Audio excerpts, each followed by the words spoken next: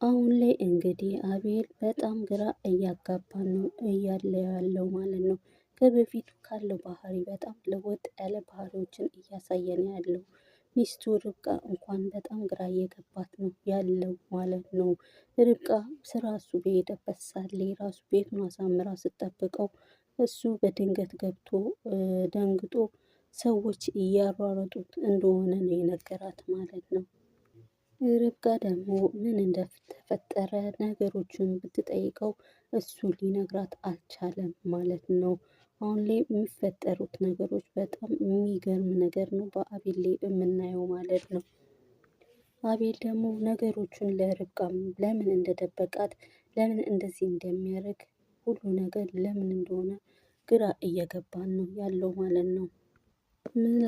ምናልባት አቤል በውስጡ የሆነ ድብቅ የሆነ ሚስጥራዊ ነገሮችን ይዟል ማለት ነው። በአሁን ሰዓት ላይ ለርብቃ አቤል በጣም ችላ እያላት ነው የሚገኘው ማለት ነው። ርብቃ እንግዲህ በአሁን ላይ እሱ የሚያደርጋቸው ድርጊቶችን በጣም ግራ እየገባት ነው ያለው። ልትጠይቀው ብትሞክርም እሱ ሊነግራት አልቻለም ማለት ነው። አንዴ ይስቃል፣ አንዴ ግራ የገባው ሰው ይመስላል ማለት ነው። ርብትና ርብቃ በአሁን ሳሌ እንግዲህ አቤል የሚሰራ ነገር ድብቅ የሆነ ነገር ለምን እንደሚነግራት እንዳልፈለገ ነገሮችን ሁለቱም በመስማማት እሱን ለመሰለል ተወስነዋል ማለት ነው። አሁን ላይ አቤል የሚሰራው ነገር ግራ ቢገባም እንግዲህ በፊት ሀሳቡን ቀይሮ ማለት ነው ልጅ የምንወልደው ሀብታም ስንሆን እና አንድ ነገር ስናገኝ እሱንም አሜሪካን ስንሄድ ነው እያላት ያለው ማለት ነው። እየሳቀም ድንቅ በሚል ሁኔታ በቃ ሀብታም ከሆን ነው ልጅን የምንወልደው እያላት ይገኛል ማለት ነው ለርብቃ። እንግዲህ ርብቃ ይሄንን ነገር ሲላት ማለት ነው በጣም ግራ እየገባት ለራሷ ማመን እያቃታት ምንድን ነው የምትለው እየቀለድክብኝ ነው እንዴ ያለከው እያለች በጣም በመገረም እየጠየቀች ነው የምትገኘው ማለት ነው። አቤልም ምንም ነገር እየቀለደባት እንዳልሆነ ሁሉ እየነገራት ነው ያለው ማለት ነው። እውነቱን እንደሆነ እየነገራት በአሁን ሰዓት ያለው ማለት ነው። ርብቃም እንግዲህ ይህንን ሀሳብ በመናገር እሱ በነገራት ሁኔታ በጣም በመደነቅ በጣም እየጨነቃት ነው ያለችው ማለት ነው።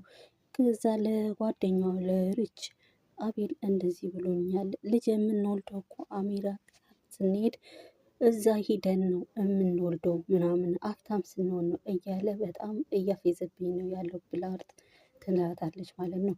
እሷ ደግሞ እስቲ በቃ እሱን ከኋላ መሰለል አለብን ብለው ሁለቱ ተስማምተዋል። እንግዲህ አቤል እንግዲህ የድሮ ማንነቱ ተቀያይሮ በቃ አቤል በጣም ተለዋውጧል። ለእሷ በጣም የሚሰጣት አስተያየት ራሱ በጣም የተለየ ሆኗል ማለት ነው። አሁን ላይ እሱን ምን እንዳሰበ ምን እንደሚል ግራ እየገባን ነው ያለው ማለት ነው። ሌላው ነገር ደግሞ የምንመለከተው የርብቃ አጎትና ማሚቴ ነው ማለት ነው። በአሁን ሰዓት ላይ ራሳቸውን ወደ መጥፎ በጣም ትልቅ በሆነ ችግር ላይ ራሳቸውን እየጣሉ ነው ያሉት ማለት ነው።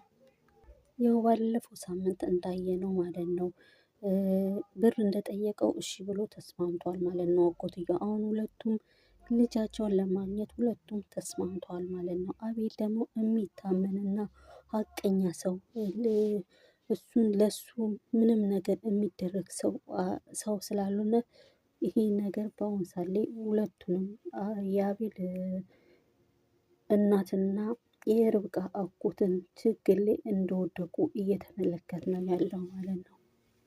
እንግዲህ ሁለቱም ባልና ሚስት በራሳቸው ፍላጎት በራሳቸው ፈልገው ወደ እሱ ወጥመድ ወደ አቤል ወጥመድ ገብተዋል ማለት ነው። በአሁን ሰዓት ላይ ኢዩኤል እንግዲህ በአሁን ሰዓት ላይ ስለቸገረውም እሱ ብር ነው የሚፈልገው፣ ግን እነሱ ግን ልጃቸውን ለማግኘት ለሱ ብር ለመስጠት ተስማምተዋል ማለት ነው።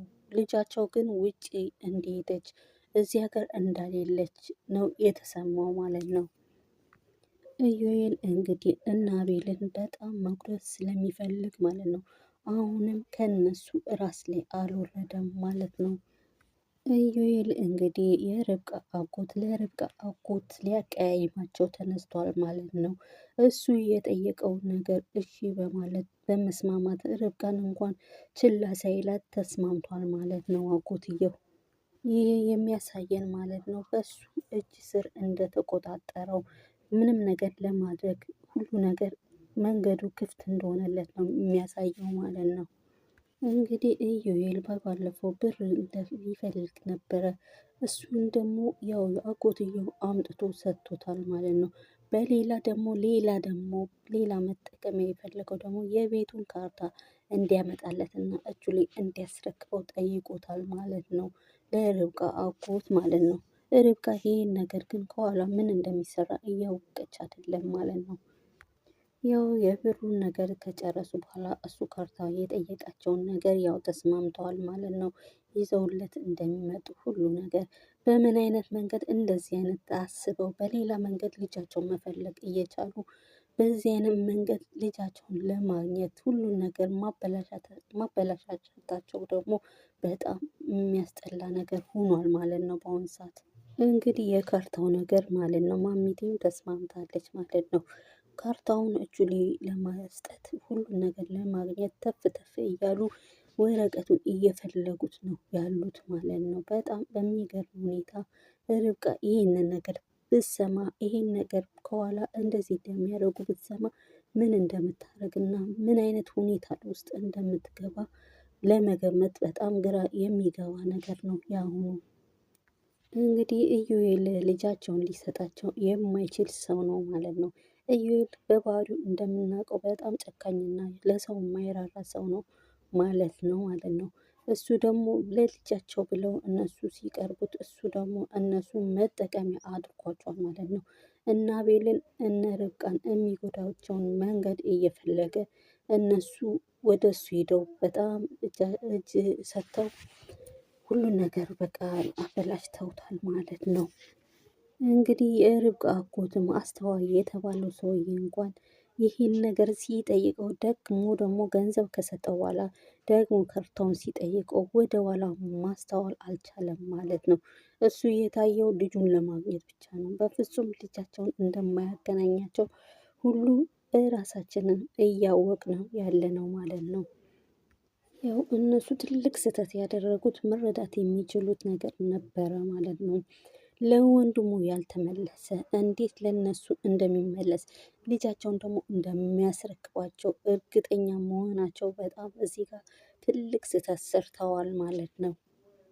ኢዩኤል እንግዲህ እነሱን በአሁን ሰዓት ላይ የሚላቸው ልጃቸው አረብ ሀገር እንደሄደችና በህጋዊ መንገድ ሳይሆን በህገ ወጥ እንደሄደችና እሷም ደግሞ እንደተያዘች አድርጎ ነው በአሁኑ ሰዓት ላይ እየነገራቸው ያለው ማለት ነው።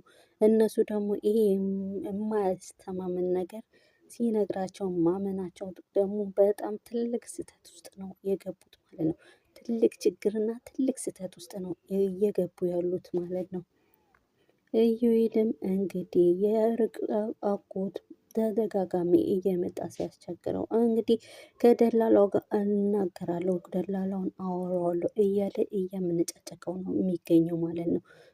አጎትየው ደግሞ ያው የልጅ ነገር ሆኖ ስለዚህ ዝም ብሎ በትዕግስት እየጠበቀው ነው የምናየው ማለት ነው። ያው ነገሮቹ ሁሉ እሱ በውሸት እንደሚያደርገው ነገሩን ሁሉ ውሸት እንደሆነ እስከሚገባቸው ድረስ አሁን የርብቃ አጎት ማለት ነው ከኢዩኤል ጋር አብረው እየሰሩ ነው ያሉት ማለት ነው። ማሚቴና የርብቃ አጎት ነገሮችን ሁሉ በጥንቃቄ እያደረጉት ነው ያሉት ማለት ነው። በመካከል ላይ ነገሩ ተደብቆ አይቀርም። አንድ ቀን የተሰማ ጊዜ ርብቃ ግን ከነሱ ጋር አብራ የምትዘልቅና አብራ የምትኖር እንደ በፊቱ ተመልሳ ከነሱ ጋር የምትሆን አይመስለንም ማለት ነው። ርብቃ ደግሞ በበኩሏ የኢዩኤል ማለት የልጇ ገዳይ እነሱን ሊያጠፋ እነሱን ከቤት ሊያባራቸው ጎዳና ላይ እንዲወድቁ ሊያደርጋቸው የነበረ ሰው ስለሆነ ርብቃ እንግዲህ እሱን ለመበቀል የምትፈልገው ሰው አጎትየውና ማሚቴ ወደ እሱ እጅ ገብተው ከሱ ጋር እየሰለሉ ሁሉ ነገር አሳልፈው ሊሰጧት እንደሆነ ስታስብ ስትሰማ ግን ነገሩ ሁሉ በጣም በሚገርም ሁኔታ ምን እንደሚፈጠር ግራ የሚገባ ነገር ነው የምናየው ማለት ነው። አሁን ላይ እንግዲህ ሁሉም ነገር ተገላብጦ ሁሉም ሰው ወደ ኢዩኤል እየተገለበጡ እየሄዱ ነው ያሉት ማለት ነው። በሌላ በኩል ደግሞ አቤል ወንድሙም ኢዩኤልን ፈልጎ ወደ ኢዩኤል ሄዷል ማለት ነው። ከሱ ጋር የምሰራው ነገር አለኝ ስራ አለኝ በማለት ከሱ ጋር ሊገናኙ ፈቃደኛ ሆነዋል ማለት ነው። እንግዲህ የሚሰራው ነገር ደብቆ ምን እንደሚሰራ የፈለገው ነገር ከሱ ጋር የሚሰራው ነገር ሚስጥራዊ አርጎ ወደ አቤል መሄዱ ራሱ አቤል እዮባ እንግዲህ እሱ አቤል ወደ እሱ መምጣቱ ራሱ በጣም ግራ ገብቶት በጣም እየደነቀው ነው ያለው ማለት ነው። ኢዩኤል እንግዲህ አቤል ወደ እሱ ሲመጣ ራሱ አፍ አውጥቶ አንተ ወደ እኔ ጋር መምጣት ራሱ በጣም ተገርም ያለው እያለው ነው ያለው። አንተ ነህ ወይ ሌላ ሰው ነው እኔ ጋር የመጣከው ብሎ በጣም መልስ ሰጥቶታል ማለት ነው። በሌላ በኩል ደግሞ ርችና ርብቃ አቤልን ለመሰለል እግር በእግር ተከታትለው ማለት ነው እሱን ለመሰለል እና የት እንደሚሄድ ሁሉ የት እንደሄደ ሁሉ አይተውታል ማለት ነው። ርብቃና ሪች ደግሞ ባዩት ነገር በጣም ገርሟቸው በጣም ደንግጠው ነው ያሉት ማለት ነው። ርብቃ ደግሞ ባየችው ነገር በጣም አዝናለች። በጣም ከፍቷታል ማለት ነው። ርብቃ ባየችው ነገር በደነገጠችው ሁኔታ ነገሩን እዚህ ጋር መቋጨት አልፈለገችም። ነገሮቹን እስከ መጨረሻ ምን እንደፈለገ ምን ለማድረግ እንደሆነ ማስቀጠል ፈልጋለች ማለት ነው። ምክንያቱም ኢዩኤል ወንድሙ የእሷ ልጅ ገዳይ ነው። እነሱን ለማጥፋት ብዙ ጠላት የሆነባቸው ሰው ጋር ባለቤቷ አቤል እሱ ጋር ሄዶ ከሱ ጋር መገናኘቱ ምን እንደሚሰራ ለእሷ ለምን እንደደበቃት በጣም በመገረም ሁኔታውን በማየት አዝናለች ማለት ነው። ግን ነገሮችን እዚህ ጋር ለማቆም አልፈለገችም። ነገሩን እስከ ጥግ ድረስ ምን እንዳሰበ ምን ለማድረግ እንደሆነ በትዕግስት እያየች ነው ያለችው ማለት ነው።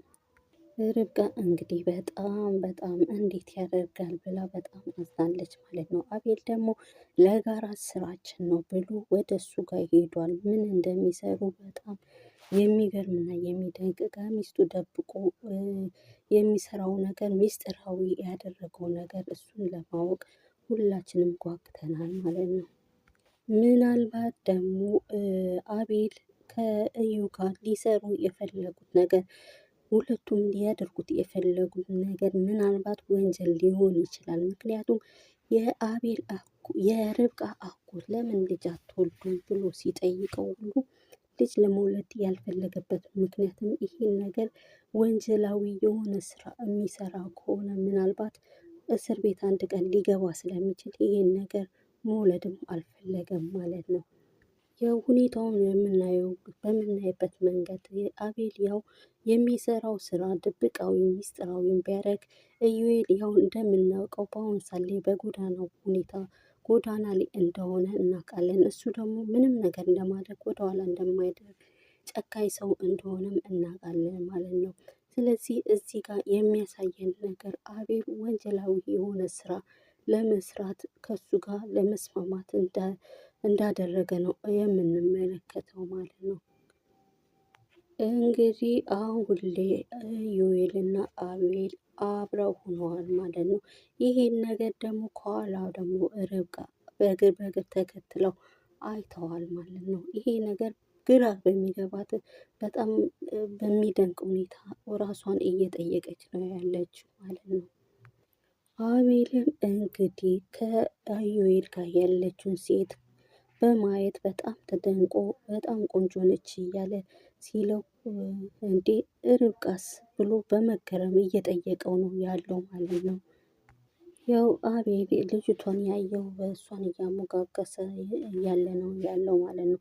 አሁን ላይ አቤል የሚሰራው ነገር ሁሉ ነገር በጣም ባህሪዎቹ እንደዚህ መቀያየሩ ራሱ በአሁን ሰዓት ላይ ሁሉ ነገር ግራ እያጋባን ነው ያለው ማለት ነው።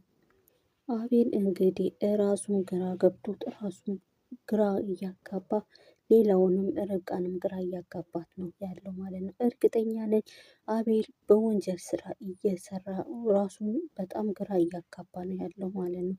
ምክንያቱም እየሮጠ ወደ ቤት ሲመጣ ማለት ነው ለምን ትሮጣለህ በምትለው ሰዓት ላይ ሰዎቹ እያባረሩኝ ከኋላ እየተከተሉ ነው ብሏታል ማለት ነው። ይሄ ነገር የሚያሳየን ምስጢራዊ መሆኑና ደግሞ የምሰራው ስራ ደግሞ በልጅና በቤተሰብ ላይ ችግር ሊያመጣ ይችላል ብሏል ማለት ነው። ስለዚህ ይሄ ነገር የሚሰራቸው ድርጊቶች ደግሞ የሚያደርጋቸው ስራዎቹ ትክክለኛ የሚያሳየን ቢሆን ህጋዊ ሳይሆን የሆነ ወንጀላዊ ስራ እየሰራ እንደሆነ ነው የሚያሳየን ማለት ነው። አቤል እንግዲህ በአሁን ሰዓት ላይ ራሱን ወደ ትልቅ ችግር የሚከት ይመስለናል ማለት ነው። ሁኔታውን በምናይበት ሁኔታ እሱን ችግር ላይ የሚጥለው ነገር እያደረገ ነው ያለው ማለት ነው። እሱ ግን በሌላ መንገድ ሀብታም ሆነን እያለ እያሰበ ነው ያለው ማለት ነው። ሌላው ደግሞ ከውጭ መጣች የተባለችው ሴት ደግሞ ቀጥታ ወደ እነ አቤል ቤት ሄዳ ገብታለች ማለት ነው። ያው ልጅቷ በምትገባበት ሰዓት ላይ ግን ማሚቴ ልጅቷን በማየት ነገሮቹ ግን ግራ በሚገባ ድንቅ በሚል ሁኔታ ራሷን ፌንት ሰርታለች ማለት ነው። ማሚቴ ደግሞ ሁሌም በተደጋጋሚ ነገር የሆነ ነገር ስታይ ራሷን ትጥላለች ማለት ነው። ርችና ርብቃ እንግዲህ ማሚቴ ፌንት በሰራችው እሷን ለማንሳት እነሱ ጎንበስ ብለው እሷን ለማንሳት እያሉ ልጅቷ እንግዲህ የማሚቴ መውደቅን በማየት ደንግጣ ወደ ውጪ ወጥታለች ማለት ነው። በሌላ በኩል ደግሞ ልጅቷ እነ አቤል ቤት የሄደችው ይሄ ሴራ የአቤልና የኢዩኤል ሴራ ይሆናል ማለት ነው። ምክንያቱም ልጅቷ ቤቱን የነ አቤልን ቤት ምንም አታውቀውም ከዚህ በፊት ማለት ነው። ቤቱንም ጠቁሟት እንድትሄድ ያደረጉት የእነሱ ሴራ ነው የሚያሳየን እዚህ ጋር ማለት ነው። ምክንያቱም ሁለቱ የሆነ የሚያውቁት ሚስጥር ይኖራል ማለት ነው። ልጅቷ ደግሞ እዛ ቤት የመጣችበት ትልቅ ሚስጥራዊ የሆነ ነገር አለ ማለት ነው። ልጅቷ ያው ቤቱን በማታውቀው ሁኔታ ነው የገባችው። ገብታ ቀጥታ ነው የገባችው ማለት ስትገባ ደግሞ ማሚቴ አይታ ስትወርቅ ስታያት ደንግጣም ልለው አልችልም ዝም ብላ ያው የሚያውቁት ሚስጥራዊ ነገር ስላለ ዘላ ወጥታለች ማለት ነው። ይሄን ደግሞ ያደረጉት ያው አቤልና ኢዩኤል እንደሆነ ከጀርባዋ ሌላ ሰው እንዳለ ቤቱንም አታውቅም። ለምን እንደመጣች እንዴት እንደመጣች የሚያሳየን እነሱ ናቸው ማለት ነው።